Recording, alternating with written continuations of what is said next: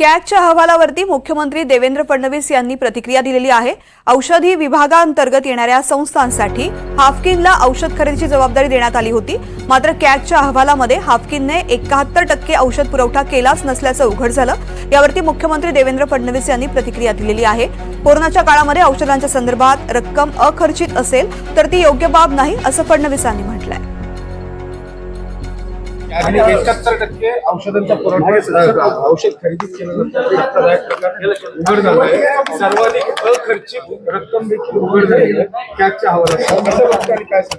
मला असं वाटतं की हे निश्चितपणे सिरियस आहे, कारण तो कोरोनाचा काळ आहे आणि कोरोनाच्या काळामध्ये अशा प्रकारे जर औषधांच्या संदर्भात रक्कम अखर्चित असेल तर ती खरं म्हणजे योग्य बाब नाही आहे।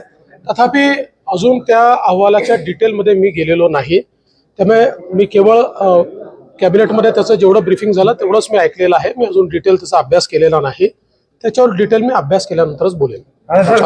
बस